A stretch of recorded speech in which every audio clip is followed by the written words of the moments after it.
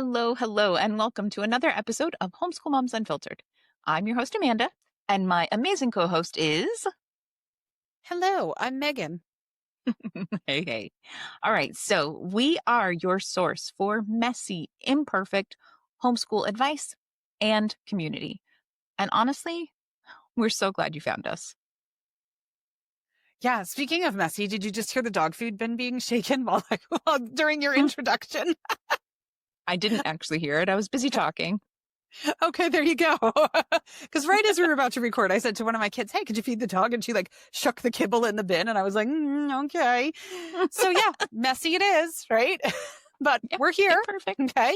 Yep. You can settle in and relax with us because we are very real. All right. Unfiltered insights, homeschool life, the works, all of it comes here. We love homeschooling. Love it, love it, love it. But we don't sugarcoat some of the big decisions or the pressure that comes with homeschooling, or sometimes the rough days that exist in the world of homeschooling. And a lot of influencers that we see online do that. And we just feel like it's such a huge disservice to people to do that, because then you're thinking, why am I the only one who has rough days or feels super stressed out about this or whatever? So no, we'll give you the full scoop and nothing but the truth here or whatever. However, I don't know. It is what it is, right? We're glad you're here. Okay. Yes. Talk about not polished, not influencer. Okay. Well, that's it, right? I mean, it's that thing.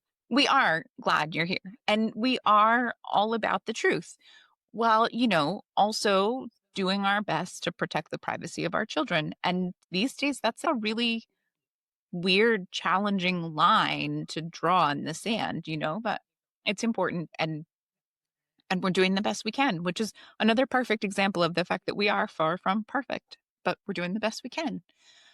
Something else that we are also all about is secular and progressive views, right? The homeschool world is really a mixed bag. And hey, variety is the spice of life. So you'd think that we'd find that fun. And, look, sometimes it is fun. Sometimes it's interesting.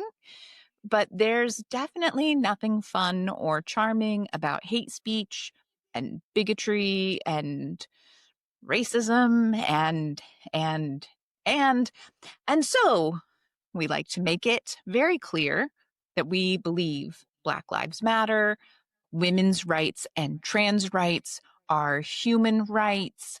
We stand with the LGBTQ AI plus community.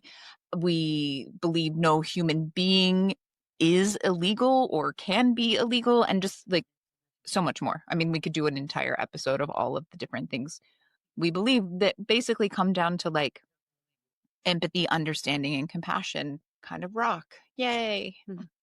Yeah, human rights, imagine. So it's bananas though, because the funny thing is when our episodes come out every week, we'll share in Facebook groups like, hey, we just dropped a new episode about such and such a topic or something like that. And sometimes people are like, ew, they're so political, or we can't approve your post because you're political.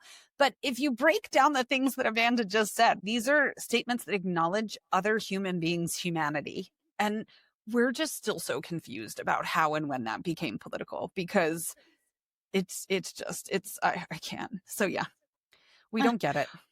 Well, yeah. I mean, and the thing is like, I would argue that if you have a problem with any of those statements, like you're just as political as we are. And ironically, unironically, probably of the belief system with that great story about like throwing stones from glass houses or whatever, but like, okay. All right. Anyway, it's not an Amanda Soapbox episode. So today, the episode we shall actually do our best to provide a little spot of calm, maybe some reflection, hopefully a laugh or two. And yeah, also hopefully some great homeschooling information. That's what you're here for. Maybe you're just here for the community and you're like, I just need to not think too hard with some people who are also clearly not thinking too hard. So today, we will be talking about solid foundational skills that come from playing games and just play in general, but games. So people often talk about learning through play, but then they don't really go deep enough on it. And it leaves you kind of like, yeah, I get it, but what exactly are they learning? How exactly are they learning? How am I supposed to quantify this or justify it to the other people in my sphere that are like, did you actually homeschool today?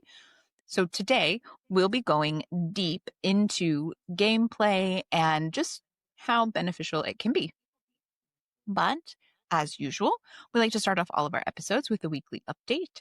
It's part of our whole keeping it real vibe. So, how's your week going, Megan? It's pretty good. Pretty good. Pretty good. So last week we hosted our hub here in Lisbon. So that was, of course, a whole busy week, of course. Amazing, but busy. P.S. I am hosting hubs next year in both Egypt, we're doing Cairo and Luxor, and in Naples, Italy. So we know that the economy is an absolute disaster, but there are still people who are world schooling because they don't have a home base or something like that. So if your circumstances allow, we would love to welcome you. So that's that. But yeah, I kind of had a pin in a project with my oldest child where we'd been talking about him putting out some coursework and some support and some community for young Pokemon players or kids who aren't even playing Pokemon yet, but who love the cards and they're drawn to the cards and they love talking about them and they love collecting them and showing them to friends, but they have no idea what they do or what they're for. And there is an entire offline game where you build a deck and battle playing Pokemon with these cards. There's huge, huge, huge communities of people who do this all over the world. And so he and I were kind of talking about it. And I'm like, there's so many kids that just love the cards, but they don't know what to do with them. And I can speak for myself as a parent. I had no clue.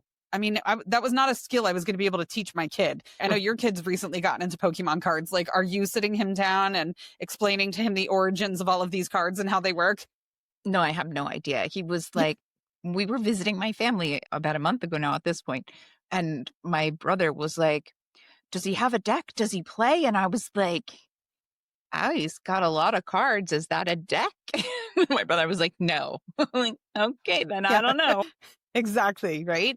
And that's what I said. I was like, a lot of people don't know how to teach their kids and all this. And it's an amazing game. I mean, hello, we're talking about gameplay today. There's so much learning through Pokemon and all of those trading card games. I mean, there's a ton of math and there's a ton of strategy and critical thinking and reading and all sorts of stuff. So it's awesome. So I had said to him, okay, cool. I can help you kind of add some structure to your ideas and whatnot. But this is an after the hub sort of activity. So that's where our focus is right now. So that's been good.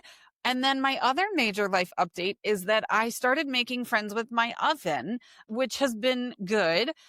It's interesting. We've never really rented before as adults or like mature adults. I mean, I rented when I was like 20, but not since real then. grown-ups. Exactly. Yeah. Thank you. Right. Yeah. Like an actual grown up. I certainly wasn't baking at 20. I was partying a lot more. I was baked often, but was not baking, right? Yes, that would be accurate for you. I was actually baking. I used to stress bake like nobody's business. I was a big stress baker. Yeah. Yeah.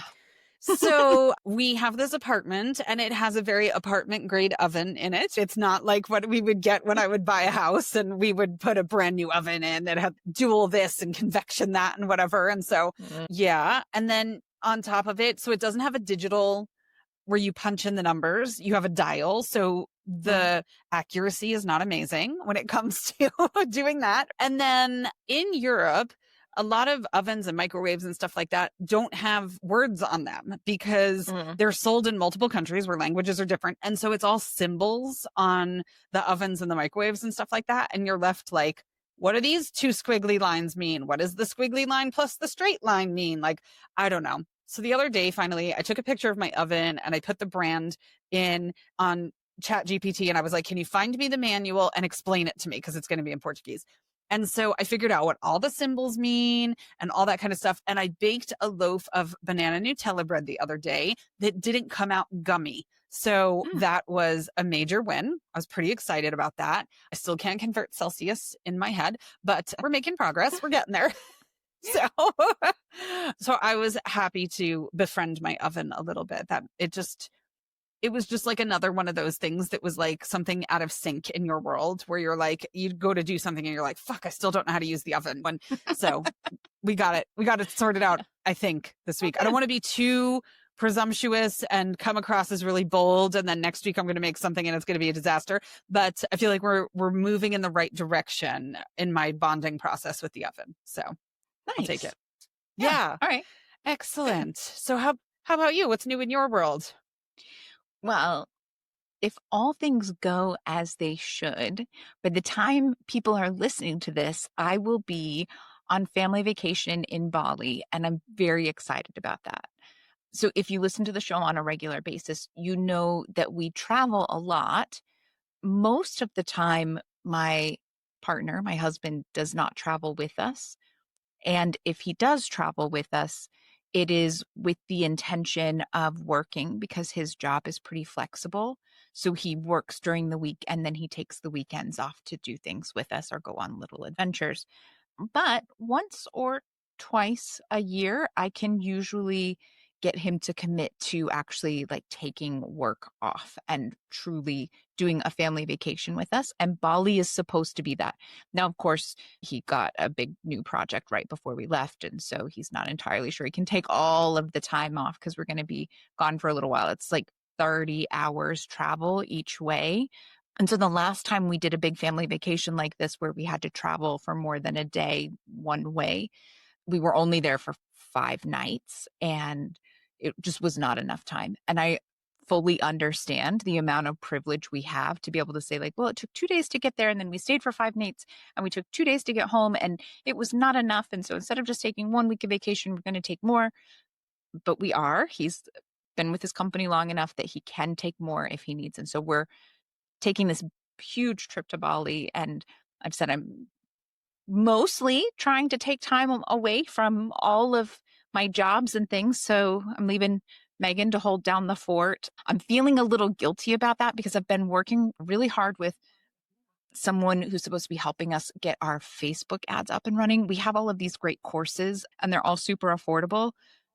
But short of constantly advertising them and being in groups and being like, hey, did you know that we have a course about all kinds of curriculum and resources that's only $17? Or, hey, you're talking about how you're going to homeschool your preschooler. Like, maybe don't get a curriculum. We have this great course that's how to do preschool and kindergarten. Like, it takes a lot of work for us to always be doing that. So we really want to like nail down ads, like Facebook ads, so that they're kind of selling themselves at least a little bit. I'm working with someone, she's from another country. She's great with ads, but she's like, I don't understand your target demographic. Like, what is even happening here? And so I was really hoping to have that all wrapped up before I went on this wonderful 3-week vacation to Bali. That is not looking like it's actually going to happen. So I'm going to leave that hanging and hopefully Meagan can hold down everything else. And then we'll just pretend like Facebook ads aren't out there and a giant pain in my ass, in our shared ass. I'm not really sure how that works, but yeah, I'm mostly just like, I have to remember I got the update from the airline this morning. And when I clicked on it, I was supposed to magically be in Seattle. And I was like, what the hell happened to my ticket? Like, I don't live anywhere near Seattle, and I definitely bought a ticket that got me from my home airport to Seattle before we jumped on a plane to Asia. So that was a little bit stressful, but I got that sorted out. And then I have to remember tomorrow to go online and do the health and customs form you have to do online, and it has to be done within the 72-hour window before you land in country. But it's a lot of hours that we're traveling. And so I can't do it too far ahead of time. So there's that. But we did get our Bali tourist tax paid and we got our visas. And so I just have to remember to do that one last thing. So yeah, I'm just trying to focus on that and not worry about the 101 things that I swore I was going to get done before I went on vacation. So yeah, there we are. There you go. It's going to be good. Yep. I'm excited. Yeah. I can't wait to see pictures and stuff. You're going to have the best time ever. Yeah. It's going to be good. I think it'll be good. Yeah. That'll be an excellent learning adventure, but closer to home learning adventure, gameplay. Okay. Yes. So let's discuss. This episode actually spawned from an episode we did a couple of weeks ago called What Counts as School. And we were talking about board games, and it led to a whole rabbit hole of searching specific skills that kids develop through board games and play. But the list was so long and so in depth that we really couldn't do it justice during the What Counts as School episode. If you're reading between the lines, this is another situation where I went down a whole like Alice in Wonderland journey and was like, oh my gosh, look at all this data that I found. And then I couldn't stop. And I was like, this needs to be an episode. We've had other episodes that have come from that situation as well. Our November unit study is like a novel as a result of some of that. So yeah, once my brain gets going and I'm interested in something, everyone's going to come along on that journey too. So part of the motivation for this episode as well is we are in so many different homeschool communities and groups, and especially around birthdays and holidays and stuff like that, people are like, I need recommendations for educational games that I can play with my kids. And the reality is most games are educational. Right? You do not need to be spelling words. It doesn't have to be Scrabble. You don't have to be doing math equations. You don't have to necessarily be counting money for gameplay to be developmental, educational, and totally amazing. Okay. Now, no one, and I mean absolutely no one who listens to us on the regular is going to be surprised by the fact that I'm more lukewarm on this idea of gameplay counting as learning slash school beyond the early elementary years, unless it is one of those truly educational games that Meagan just poo-pooed. I didn't poo-poo them, but I didn't say that they were the epitome of learning. They are not the exclusive domain of learning. Okay. So and I mean, look, it's that thing. Like for me, for us in our home, like sure, maybe for a lazy day or even a bad week, maybe as electives, we definitely have a chess elective every year because my kiddo really enjoys chess and there are a lot of great skills that come from that. But yeah, general gameplay, game schooling, it's not my cup of tea. That doesn't mean it can't be yours. So, I mean, as always, when you listen to us, you might lean more towards Meagan, you might lean more towards me, you might find yourself somewhere in the middle or somewhere even beyond where either one of us is on the spectrum. And that's truly what we hope to bring with this podcast, right? Like, yes, we agree with secular progressive views and this kind of stuff, but we do disagree on a lot of things. We homeschool very differently. And we want to bring that. So it's okay wherever you fall there. That said, this episode, we are going to run through some broad growth categories, I guess you could say, and then kind of break down some of the very specific ways that kids learn those skills through gameplay. Yeah. And to be clear, a lot of what we're going to talk about today can apply to different types of gameplay. So board games, sometimes even just casual playground play, some of these things will apply to. Sometimes it might apply to team sports, video games. Those are kind of the big ones, but maybe there's others that just aren't popping into my head. In my specific home, our primary method of play, especially when my kids were younger, it was totally board games and card games. As they've gotten older, we did finally get a gaming console like 3 years ago, which my oldest is almost 18. So we were very late to the game on a gaming console. And yeah, it's not used all the time. Sometimes the kids will sit down and play for a little bit. Sometimes then they'll go days without playing it. It's not kind of the lifeblood of our household. We are more of an offline gaming family. My boys in particular, as I mentioned earlier, we were talking about Pokemon. Both my boys play epic amounts of trading card games between Magic the Gathering and Pokemon and Yu-Gi-Oh! And all kinds of stuff. So yeah, so some of these things will apply differently depending on how you play in your household. But yeah, what are your kind of approaches to play, Amanda? Are you more board game or what's play like in your world? Well, for our house, a huge part is still kind of the casual playground, imaginative play. My kiddo still very much enjoys that. And we have a group of friends. I think I've talked before about how this year we're trying to do quote unquote schoolwork 3 days a week. And one day is set aside for electives and a huge chunk of just play time, right? Kind of like play date, play time. And then, yeah, the same Again, if you've listened, you're not surprised by the fact that we don't do much online or video game type stuff. We do board games, less card game stuff. My kiddo does play chess. We're big on Yeah. puzzles, and we'll talk about some of the skills that helps build and provide even as adults and things like, right? We all know that puzzles are good for your brain, even the older you get. But Hmm. yeah, so that's more where we're at. I like it. All right. So, our first category of skills, social and emotional skills. This is that whole like, what about socialization thing, which is then often quickly followed by, but they won't know how to do a group project. Okay. Game playing. It's going to cover this for you. You've got cooperative play and teamwork. Kids are learning how to plan together, share information. They're doing their group project. It's just not a boring group project on something that they couldn't care less about. They are clarifying roles through games. It's all collaboration. So here you go. Here's your group project. Sportsmanship and resilience. I think we all know someone these days, probably a lot of someone's who could stand to learn a bit more about losing gracefully and just generally being supportive and encouraging in a team environment. This is one of those skills that games absolutely help with, or just general playtime from board games to sports. They're all a great opportunity for kids to learn the life skill of resilience. This, like, it's okay to lose, and then it's great to try again. And you might lose again, and that's okay. That's that resilience. It comes in with game playing in a way that's a little bit more fun than like, this worksheet was wrong, do it again. This worksheet was wrong, do it again.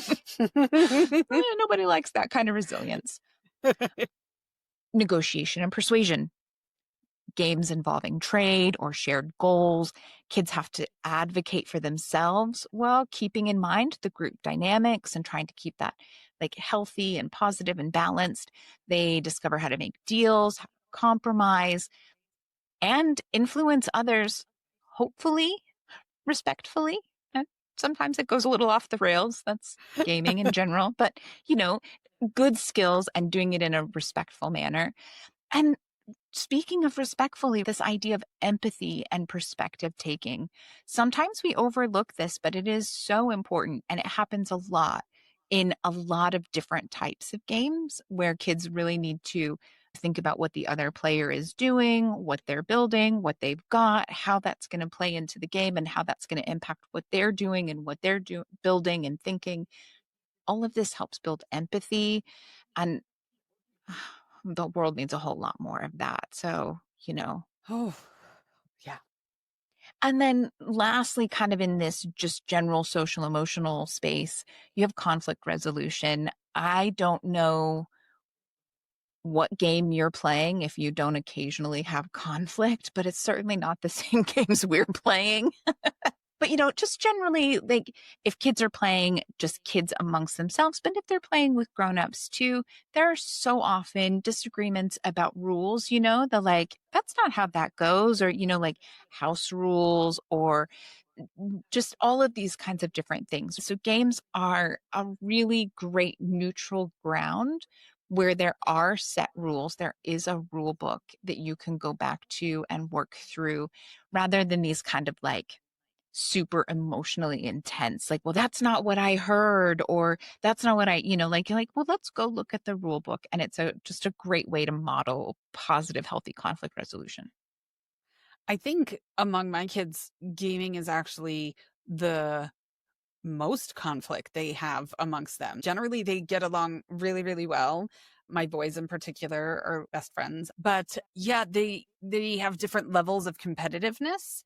And so when you put that into a gaming situation where you have like one who's out for blood and one who's not, it gets interesting, right? It gets really interesting. Generally, they're kind and respectful and get along to one another.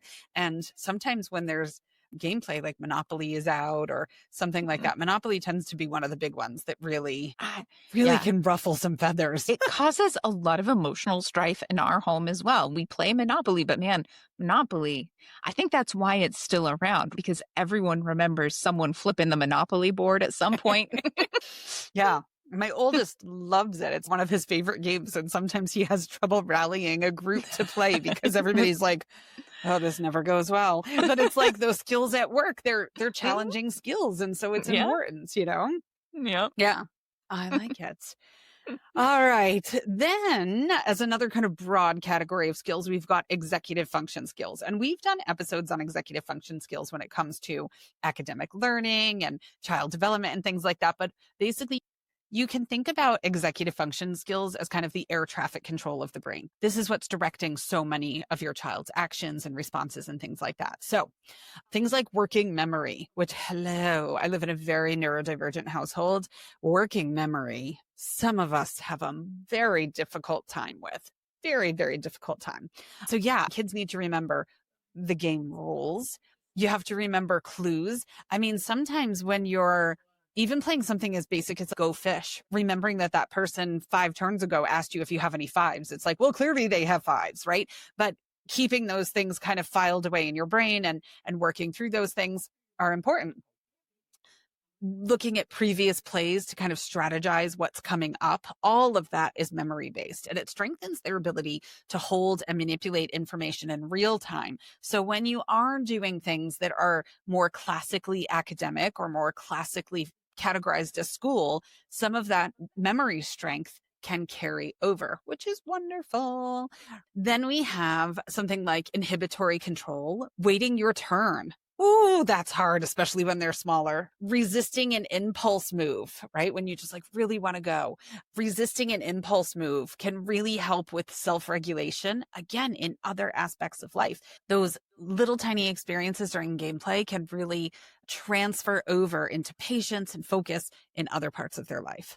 You've got cognitive flexibility. So when a board state changes, you're in the middle of a game, another player shifts strategy, another player puts a domino down in the place that you were going to put your domino down on your next turn. It's like, right? Now you have to adapt super quickly. So it really fosters flexibility and creativity and problem solving and resilience in the face of change.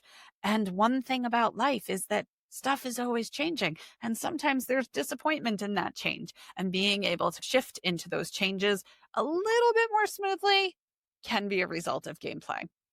I feel like you just described Scrabble. How often are you Yeah. playing Scrabble? And it's like you have the perfect word and it's going to go right there. And by the time the board gets to you, it's not. And you're like, yeah, Yeah. right? Like I had a triple word score on that T and you just stole it to write the word toad. Something so stupid. And I had this amazing word. Yeah. Yep. I was going to use all my tiles on that triple word score. Yep. Yeah. My brain went to Mexican train because we play a lot of Mexican train. And sometimes it'll be like, oh my gosh, I have this great move that I can do on this train. And then somebody else puts a tile down and you're like, freaking A. So yeah. Not okay. Yeah. Planning and organization is another thing for executive function. And who could we all use a little help with planning and organization sometimes? A lot of games require setting goals, tracking resources, making sure that you have enough money to buy the property that you land on, or making sure that you have enough cards to do what you need to at a certain phase in the game. You have to sequence actions in order to be successful in your game. And so kids can really learn to plan ahead and think several steps in advance through key components and executive function skills through gameplay, which we love. Yeah, no, for sure.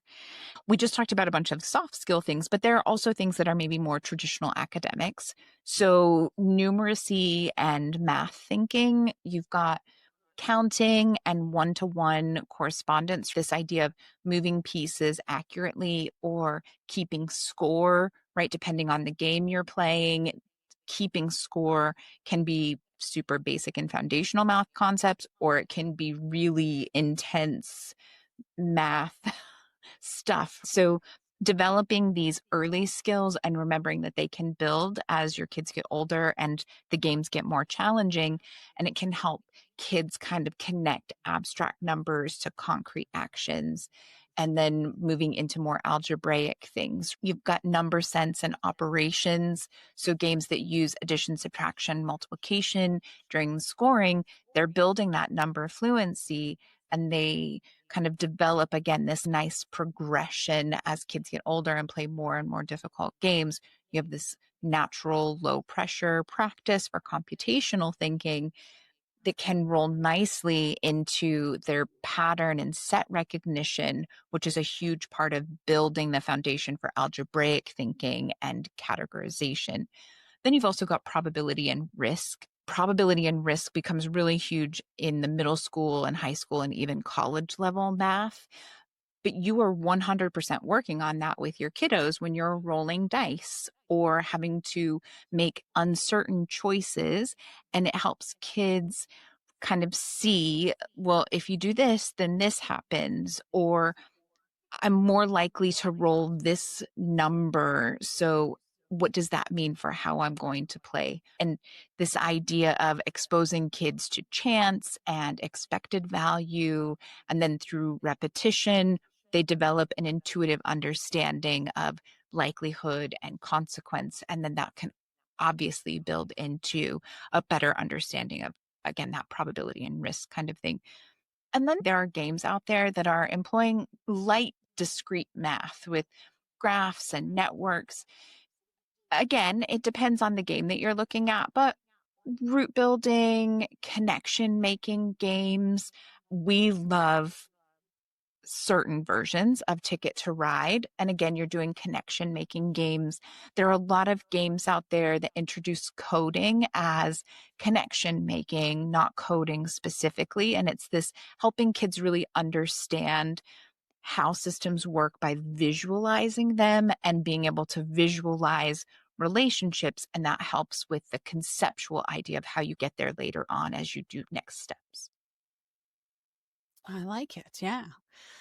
So continuing on with the concept of more traditional approach to learning through gameplay, Amanda just did numeracy. Let's talk literacy and language skills. And it goes well beyond Scrabble, although we do love a good Scrabble. There's Scrabble Kids too. We had Scrabble Kids. I think our Scrabble Kids was nearly falling apart by the time my kids aged out of Scrabble Kids because it went everywhere with us. If we were sitting in a restaurant, we totally busted out Scrabble while we waited for food. So yeah, we do love some Scrabble amongst us.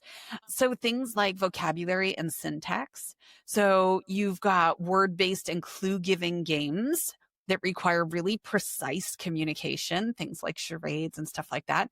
Kids are practicing synonyms and antonyms and phrasing as they stretch their vocabulary, which is super fun. You have narrative and inference for story-driven and image interpretation games, things like Pictionary, things like Dungeons and Dragons, which I bring up and Amanda's like, oh my goodness. But it really helps players read between the lines and strengthens their ability to infer meaning and connect ideas contextually. At the hub in Lisbon, there's always a WhatsApp community for the pop-ups and the hubs that we do. There's a whole bunch of different channels within there, but then people can also create channels. And so for the Lisbon one, there was a huge D&D contingency amongst the group. And so it was like, can we set up a D&D channel? It was like, go for it. Absolutely. That's amazing. It was incredible how many people had kids who were into D&D at that particular event, which is fun. And it's an offline game. They're sitting around the table and there's so much communication going on through D&D, which is really, really fun. Following multi-step directions, learning and teaching rules of games reinforces comprehension.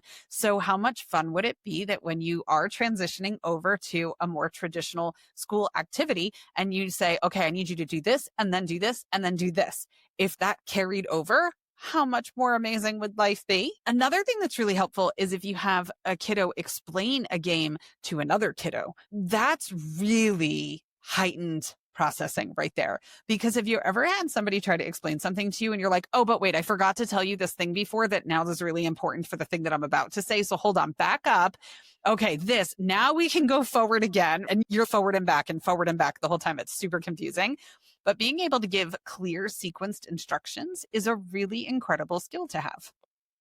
Well, not only that, but like for us right now, our middle school writing curriculum has my kiddo working on an expository essay, and it's a 5-paragraph essay that's giving instructions. He had to do it for a meal, but this is absolutely laying that groundwork for being able to write expository essays. If you're doing more traditional schoolwork where you need to be able to do those things, you're working on that. But even if you choose not to do that schoolwork where they have to actually write expository essays, throughout their life, they will need the skills that an expository essay gives them. And so if you're doing it just verbally on the regular, that's great too. It'll carry over. Yeah, Yeah. absolutely. And then you've got literacy, early literacy, or if you have a kiddo who is struggling with literacy, that really soft, organic approach to continuing to build their literacy confidence and skills are fantastic. Between simple word or picture games, you are really supporting letter recognition and word familiarity that even pre-readers can participate in those sorts of games because the images and the cues from those images and the verbal interaction in the game really fills in those gaps and helps bridge that literacy and helps get them that extra step forward in their literacy approach with that game, which is really amazing. I've talked about it before. My now 14-year-old learned to read so that he could play Pokemon. That was his number one motivation because he was tired of having to either raise his hand and wait for a judge to come and help him figure out what a card said if he didn't already have it memorized, or he would have to ask his opponent, and then his opponent knew what card he had in his hand. And he was like, well, that stinks. So he was like, I think I'm going to have to learn how to read so that I can figure this out on my own. And so he did.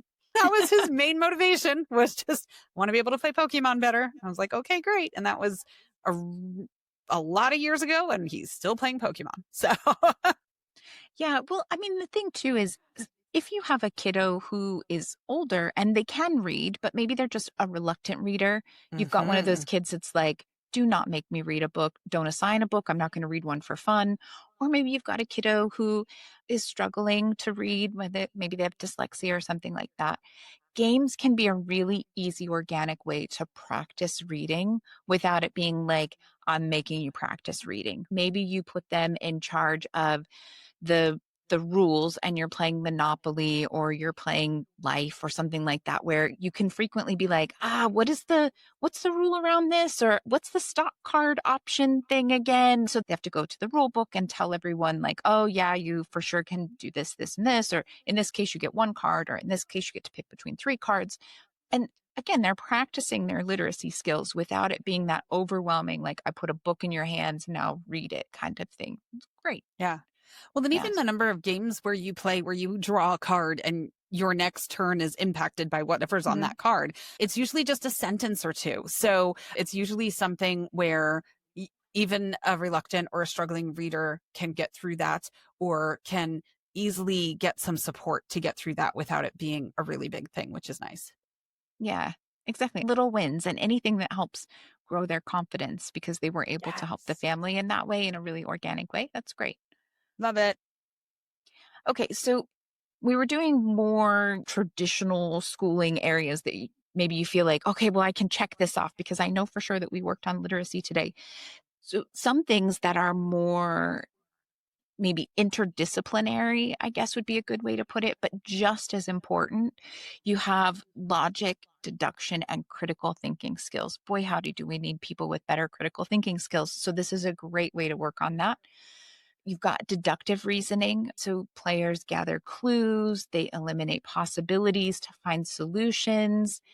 Honestly, just this process alone mirrors scientific reasoning and hypothesis testing. Yeah. So science is real. This is how it works. We change our ideas based on the evidence that we gather when it's appropriate. You also have inductive reasoning. So observations, you're observing your patterns across various rounds. It teaches the kids how to draw like general conclusions. Then again, they've got these conclusions, they form theories from the evidence, then they test them, they adjust as they go. Like great, great skills in general. Another thing it can do for you is spatial logic. So, this is kind of that puzzles we were talking about, but there are plenty of other games too.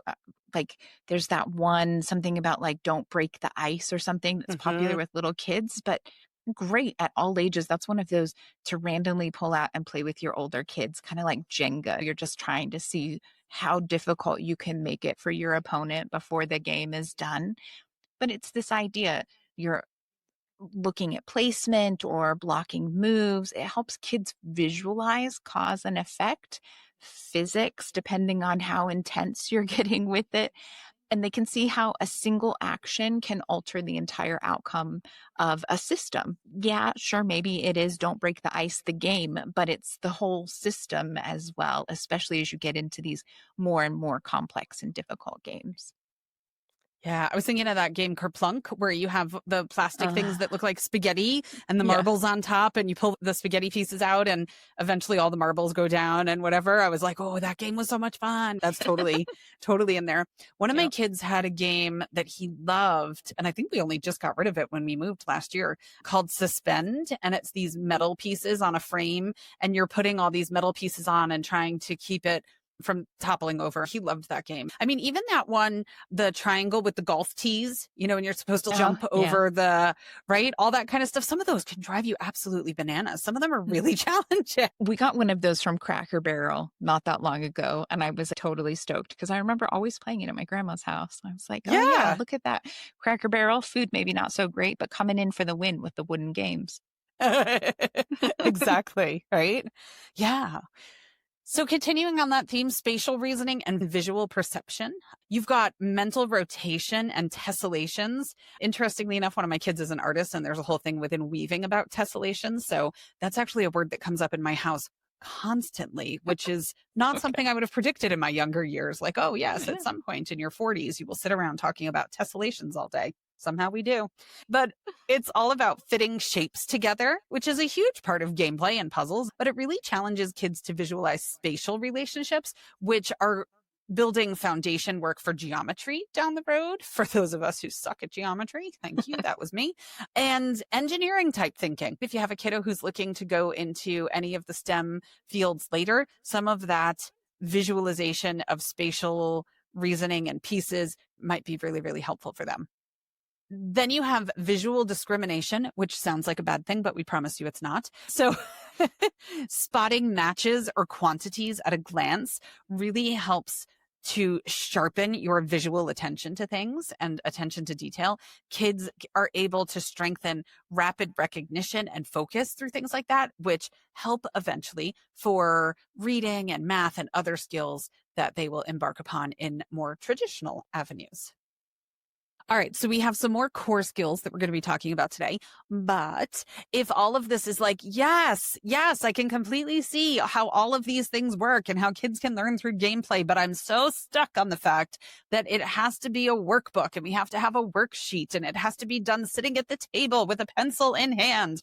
And there might be a time and a place for that for you as well. Maybe there isn't. There's a lot of different ways that you can homeschool. However, if you're newer to homeschooling and really trying to figure out what your environment is going to look like going forward. What does an ideal day of learning look like at your house? What are the skills that you want your kids to have at the end of this adventure of learning together? What are some of the aspects of the traditional school system and approach to education that you don't like? And it's part of the reason that you're homeschooling, or that didn't jive with your child and it's the reason that you pulled your kiddo out of school. All of that stuff can be really, really hard to come to and to have it all gel together so nicely in your mind, because we were all raised in a very traditional education system for the most part. And even if you're trying to do something different, it can be so hard to shake some of the traditional mentality. So we have a bunch of courses online. As Amanda mentioned earlier when she was talking about her great love of Facebook ads, we've tried to make them super affordable. Our courses range between $17 and $27. They're online and they are super robust. They come with workbooks so you can sit down and put pen to paper and work this stuff out. So there's a Homeschool 101 course that can help you figure out the direction and the path and the foundation for your homeschool, because it can be so easy to go into a homeschool group and ask a question or see someone else ask a question and get so distracted and so off path by all of the different answers that come up. The other thing too that always blows my mind, you don't know who any of those people are, how much experience they have, how their homeschool life is going. Like if you inherited some money and you were trying to figure out what to do with this money and you needed a financial advisor or somebody who knows how to do retirement planning or something like that, you'd probably want to see their portfolio and know their success rate and all that kind of stuff, right? And then we go into homeschool groups and ask people advice, and people throw out advice, which is so generous in most cases. And it's like we take this advice. It's like you have no idea who these people are and what their background is and how equipped they are to answer those questions. Like they could have started homeschooling 2 weeks ago and they have no idea what's going on. So to me, it just always boggles my mind. Like our courses that we've done, Amanda mentioned the preschool and kindergarten one, we literally read more studies than we could ever tell you about what is age and developmentally appropriate. We looked at global education standards, not just the US education standards. I mean, so much stuff. There's a curriculum course, and Amanda lives and breathes curriculum. Like it's what she does for fun. So that is super in-depth, and it's just a straight line path to successful and confident homeschooling. So it's not a matter of picking up all these breadcrumb trails that are in Facebook groups and stuff like that and cobbling them together to hopefully successfully educate your kids. This is like module 1, module 2, module 3, module 4, done, right? And it's straight and succinct and really complete and really comprehensive and just a really direct way to build confidence in your homeschooling. So we'll link them in the show notes. We'd love for you to come and explore them and experience them. If you come across new homeschoolers, if you're an experienced homeschooler and you come across new homeschoolers, pass it along. It's a really easy way to get people up and running. And it's honestly just something I wish existed when I was new, because I cobbled together and there was so much trial and error and there was so much changing of focus. And it would have been so nice if we could have gotten there on a bit more direct path, but we are where we are, and I'm thankful for our journey.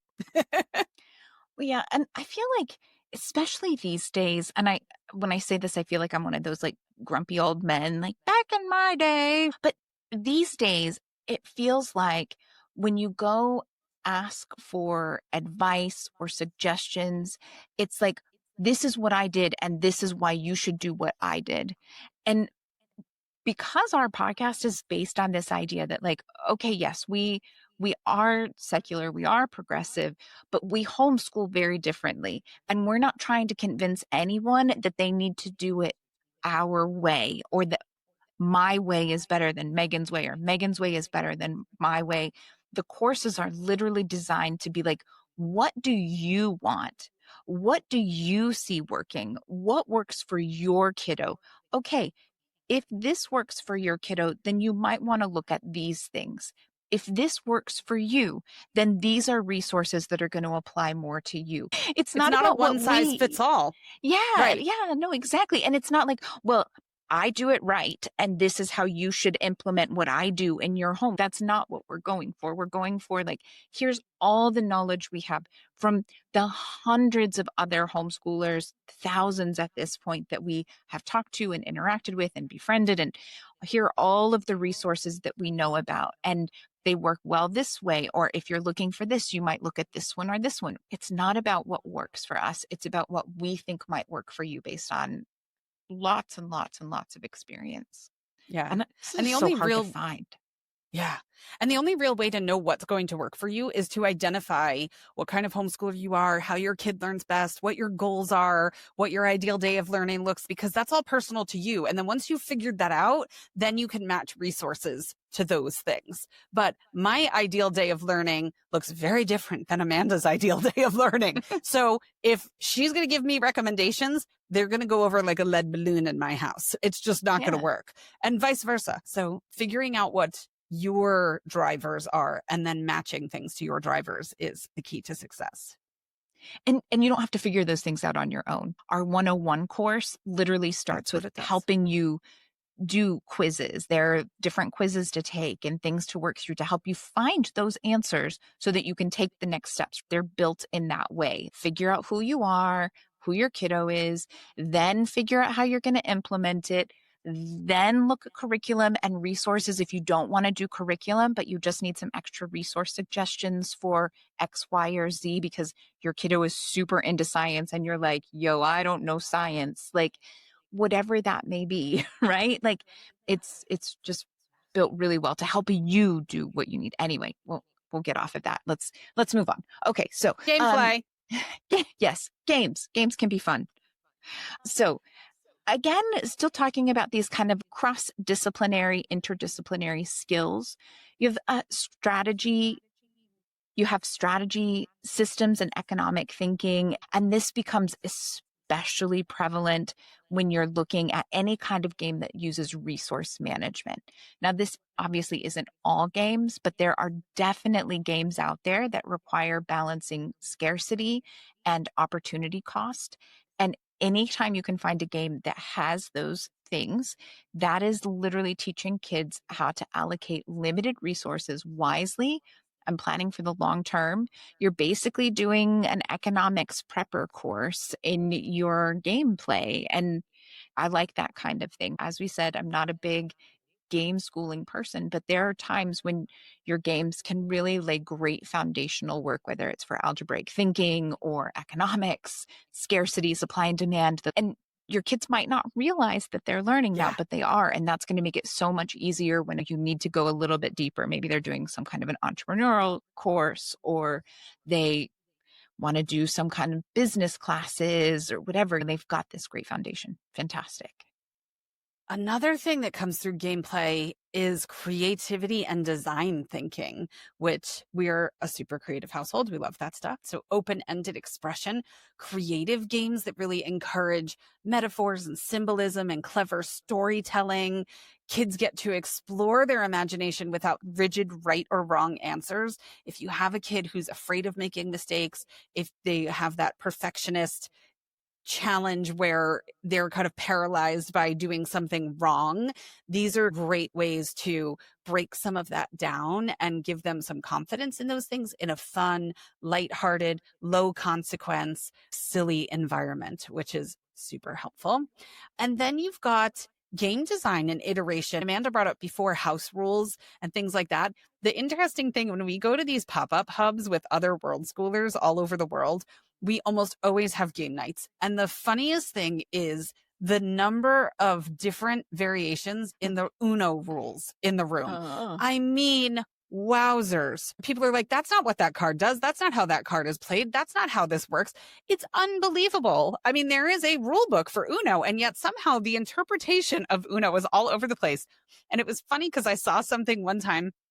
It was a screenshot of a social media thread or something where the makers of Uno on their social media account for Uno had posted something about the +2 card. And somebody replied with a comment that was like, thanks for the cards. We'll take it from here. And that's so true. That is what has happened with Uno, where it has taken on a life of its own. And there are these entirely different rules all over the place. So this idea of letting kids tweak rules or invent expansions on an existing game to take it to the next level fosters experimentation, where they really can look at evaluating a system, how to improve a system, what the consequences of changing the system are, which can be really, really fun. And yeah, there's 1,000,001 ways to play Uno as a result, apparently. Well, speaking of real world knowledge, we oftentimes overlook how easy it can be to take those subjects that were maybe either got overlooked or were drudgery or didn't work in your home for some reason, and focusing on those in gameplay. And now this, I think, is where some of those, like, I'm looking for an educational games come in. But you can absolutely do geography and culture. You've got map and travel based games. It'll introduce kids to regions, obviously continents and things like that, but you can go deeper with actual landmarks. Some of them even do like cultural traditions. So a fantastic way to gain real world knowledge that is also a subject area in traditional school, especially if you're trying to look for ways to squeeze this into this is what we did for our reporting or whatever. History is another one of those. We have a couple timeline based games. We have one specifically that's these little cards with things that happened throughout history, and you put them down and you try to guess. And it's great for actually knowing history. It's great for historical literacy, sequencing, both more math version because you're looking at dates and making sure that you're getting dates right, but just also generally understanding how systems work and the sequencing of events. And then your kid can feel super superior when they beat their parents because you're not good at history. Biology and nature is another one. There are so many different nature themed games out there that can teach species traits, adaptations, evolution, habitats, ecosystems. I 100% learned that more dinosaurs than I realized had feathers because my kiddo had this dinosaur game that had so many dinosaurs I never ever knew existed. And I was like, wow, look at that. And man, he could crush us with that game. I love that. That's fantastic. We incorporate some of those things into our unit studies that we build as well. We have a couple of timeline games in our unit studies because I remember when my kids were smaller, they loved nothing more. I would take a rope from the dollar store and tie it around one doorknob and then tie it around like a chair, a dining room chair at the other end. And I would give them clothespins and cards. And that's how they learned to sequence numbers and stuff like that. But we've got them in some of our unit studies where you can cut out these cards of historical events. And that's what it is. You could tape them to a wall. You can put up a clothesline and some clothespins, stuff like that. But it's super fun. There's a game called Icons that's about women in history, which we love. And our women in medicine unit study totally has a variation of memory where you flip over two cards and you match the picture of the woman with her accomplishment in medicine and then flip them back over until you get your matches. And through that repetition, you're learning about women who made incredible advancements in the world of medicine. So there's so much fun to be had with gameplay. Love it. We've also got motor skills and sensory regulation. We talked about handwriting not that long ago in an episode, and we talked about the fact that even just like throwing and catching a ball builds those core skills that are essential for handwriting. But yeah, I mean, you've got all kinds of stuff with fine motor and hand-eye coordination. Anytime you're stacking something, flicking something, placing something carefully so that it doesn't knock over other stuff, it builds dexterity and it really helps with all of that control and focus in those small muscle movements that become important for other things when it comes to writing and just other stuff in general in life. Then you have sensory pacing, which can be challenging, especially for neurodivergent kids. And games help with that because there's predictable turns and there's tactile components that provide comfort and structure. It really helps kids regulate their overexcitabilities and maintain their attention and focus as they track turns going around, which is great. Well, yeah. And then wrapping up these general groups, I guess you could say. One, again, I feel like we just keep coming back to like the world is a mess and we should really be teaching our kids these skills. So let's make sure we're doing it in fun ways as well as great unit studies and things like that. But ethics, fairness, and civics, we talked before about different ways that you can use the rules and the rule books and all of the things that that does for you. But the rule of law is illustrated in games because the rules apply equally to everyone. And also, you can take that a step further by making the rules not apply equally to everyone and experiencing that and making that a talking point of the rule of law and how it feels when they're not applied equally to everyone. Great, great way to do that in practice in a way that doesn't actually really hurt anyone, but drives home that point. Okay, so we're almost done. I promise we've got a couple more ideas and we have the mantra, so make sure you stick around for the mantra. But just a quick reminder, we really appreciate you. And if you appreciate us and listening to us, please just take a minute to like and follow wherever you're listening or watching. It helps with the reach. It helps other people who are looking for a new community and they just need a little bit of support. It helps them find us. So yeah, help keep us active there in the good old land of algorithms. Yeah. All right, friends. So the last thing we want to talk about today is making gameplay accessible to everyone. So let's talk about just a little bit of scaffolding for neurodiverse learners, but really it can be for anybody who just needs a little boost, needs a little scaffolding sometimes, right? We all do in certain instances in life. So some of the things that you might consider if you have a kiddo who's struggling with the sequencing in a game is just a little visual tracker, whether it's words or whether it's images. So maybe it starts with my turn and then there's a little arrow that says, okay, now I draw a card. Then there's another little arrow. I play whatever the move is on that thing. And then another arrow, I discard a card. Okay, great. And then it's just this visualization that gives them that little boost of confidence so that they're not having to put so much brain power and energy into remembering those steps that it takes away from their ability to do some of the other things we talked about, like keeping an eye on what other people are doing in the game so that they can effectively strategize and things like that. So that's always super helpful. Something like choice menus, if there's maybe 3 viable moves that they can do, maybe giving them those 3 choices and putting it out there so that you can narrow it down and reduce overwhelm or anxiety in making a choice, which is great. And that may or may not be the way they play the game forever, which is totally fine. Or it may be a baby step towards reducing some of the scaffolding over time as they grow and develop in those skills. Another one is to co-op first or team play first. We did a lot of team play, especially when my youngest was the baby. We were a team all the time, me and him. And he was always the one putting the card down, but we were talking about what card we were going to put down first or what domino we were going to put down and why we were going to do it. And he'd be like, I really want to put this one. And I'd be like, okay, well, we could do that. But if we do that, do you think somebody else is going to do XYZ after? And he'd be like, oh, shoot. I'd be like, what do you think if we try this one? And so then he's learning the logic through team play and through discussion. And now we're not a team anymore, which is a little bit sad, but I'm super happy for him. That so reminds me, there are so many great games out now that are for toddlers and the younger kiddos that are cooperative team play games. And I think they're great. You're building scaffolding, you're talking through these choices and the decision-making process, and you're developing that for them so that when they're ready to move on to games that aren't cooperative gameplay, they understand the decision-making process that they should be thinking through as they play the game. But I remember when my kiddo was little and my mom would come to visit and be like, let's play a board game. And she would always be like, I don't know, is it a real game where we actually compete or is it one of those stupid cooperative games? Just not about the cooperative, the new genre of cooperative games for toddlers. So sorry, sneaky, snacky squirrel, but grandma didn't play you. Did not make the cut in grandma's rules. I love it. Nope. Another thing you can introduce is a house rule of time limits, which can be really helpful for analysis paralysis. If you have a kid who just cannot figure out what move to make and it holds the game up for forever and forever and everybody's getting frustrated and they're getting stressed and all of that.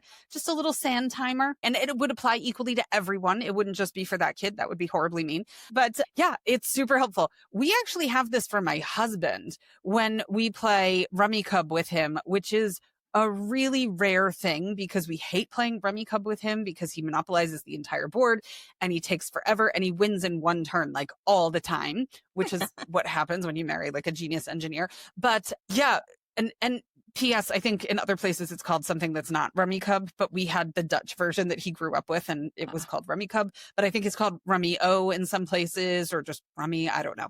But yeah. So anyway, yeah, we give him a time limit because otherwise it's like the most infuriating thing to play with him otherwise. So sometimes you just have to put rules into place for people who make gaming difficult. There you have it. All right. So hopefully you got some really tangible skills that you can reassure yourself when we play games or when my kiddos are gaming. These are the things they're walking away with. Whether that helps you fill out your paperwork, your reporting stuff, or it just makes you feel a little better, or it gives you a little bit more in your back pocket for when someone, well-meaning or not, is pushing back on you about whether or not your kids learned today when they say, oh, we just played board games. And you can be like, yes, we did a geography-based game that focused on regions and cultural traditions. And they did this game that worked on algebraic reasoning and pattern recognition, whatever it is. Hopefully this was helpful. And because it's the end of the episode and we always like to wrap up with a mantra, we've got one for you. And you can keep this in mind too. Every roll of the dice builds skills you can't measure on a worksheet. I like it. Very nice. Yeah. All right. Well, thanks for joining us today. We hope you took something amazing from the episode and we hope you have a wonderful rest of your homeschooling day. Yeah. Have a good one.